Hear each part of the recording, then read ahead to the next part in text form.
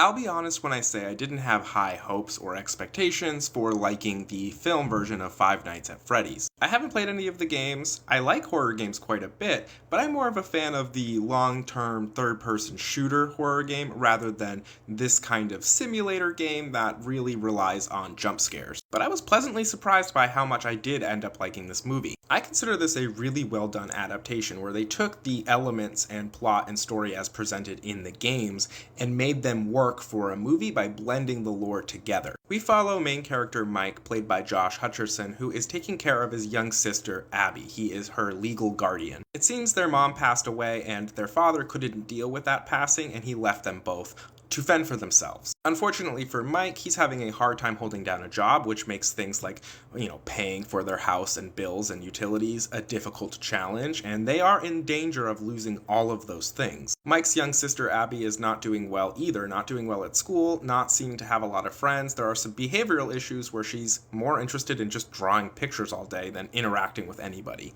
And their aunt is threatening to sue Mike for custody. The implication being that the aunt is really only interested in whatever support the state would offer if she were to take Abby in. There are various examples given of how exactly Mike loses his job, but we get to see the very last one where he is working as a security guard for a shopping mall and he mistakes a father taking away his son as a man abducting the young boy. Due to his own guilt and PTSD from watching his little brother when he was 12 be abducted by some strange man, he freaks out and tackles the man and punches him repeatedly over and over again. He goes back to a career firm that he's been using to get placed with jobs, and his caseworker, Matthew Lillard, kind of tells him he's on his last opportunity. The last job he has is working nights as a security guard for a local shut-down pizzeria, Freddy Fazbear's Pizzeria. It's very in theme with that Chuck E. Cheese vibe. It's a kids' pizzeria arcade, and it has animatronic puppet mascots that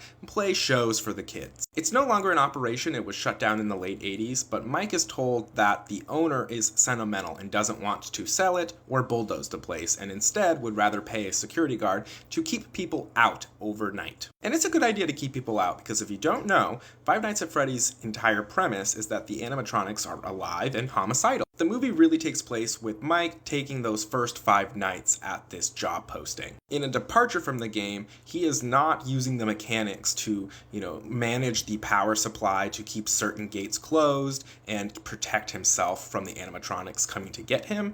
Instead, he spends most of his time trying to sleep. And he does this because he's obsessed with reliving the memory of when his younger brother was abducted in his dreams, and he says it's so that he can maybe remember details like what the man looked like or the license plate of the car, but in actuality it's clear that he wants to change what happened. The rest of the film is a pretty fun ride. There's some good twists, there's some great moments with the animatronics being rather terrifying, which they already are in just design, but they do utilize some of the kind of iconic shots and silhouettes from the games to kind of spice it up. Now, the Five Nights at Freddy game series is pretty popular with a younger demographic of gamers. They're rated T for teen, so generally that means, teenagers, but it does really skew kind of towards the lower end of that in my experience, which gave the filmmakers an additional challenge on top of adapting this rather disjointed and lore-heavy video game series into a coherent story that also would be,